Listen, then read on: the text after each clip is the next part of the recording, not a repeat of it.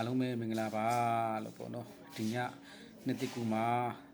ကျွန်တော်ဖျားเจ้าရောက်နေပါတယ်ကျွန်တော်ဒီနေ့ပြောချင်တာလေးနှစ်ခုရှိတယ်ပေါ့နော်ဒီချင်းနေလုတ်တဲ့ခါမှာ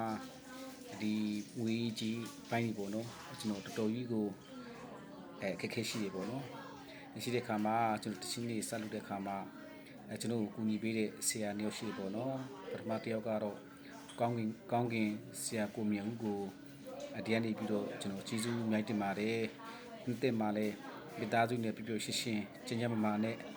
ဖြတ်တန်းပါစေလို့ကျွန်တော်တရားနေပြီးတော့စုမကောင်းလေးတောင်းပေးလိုက်ပါတယ်ဒုတိယတစ်ယောက်ကတော့ကျွန်တော်ကိုငငယ်လေးကလေးပေါ့နော်ဒီအေကုပညာကိုတက်မြောက်ဖို့အတွက်ကျွန်တော်ဆရာရှိမှပညာသင်ခဲ့တယ်ပေါ့နော်ဒါပေမဲ့ဆရာကကျွန်တော်ကိုပြစ်မထားဘူးပေါ့နော်မင်းမကမနဲ့တချင်းလေးမှာကျွန်တော် MT ရိုက်ဖို့တက်ကခက်ခဲဖြစ်တယ်ပေါ့နော်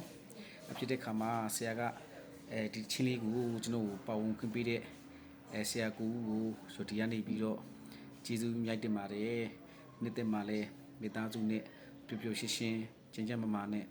ဖြတ်တန်းရပါစေလို့ကျွန်တော်ဆုတောင်းပေးပါတယ်တချင်းလေးမှာကျွန်တော်တိကျပေးတဲ့ဆရာတွေအားလုံးကိုလည်းကျေးဇူးတင်နေဟန်မူလိုက်တဲ့ညီလေးတွေကိုလည်းကျွန်တော်ကျေးဇူးတင်နေပေါ့နော်နောက်တစ်ခုကတော့ MTV မှာတရုတ်ဆောင်တဲ့ညီလေးညီမငယ်လေးတွေပေါ့နော်ပြီးတော့ Data ပေါ့နော်ကျွန်တော်ဘီဘီဖက်ဖက်ကနေပြီးတော့ကူညီပေးတဲ့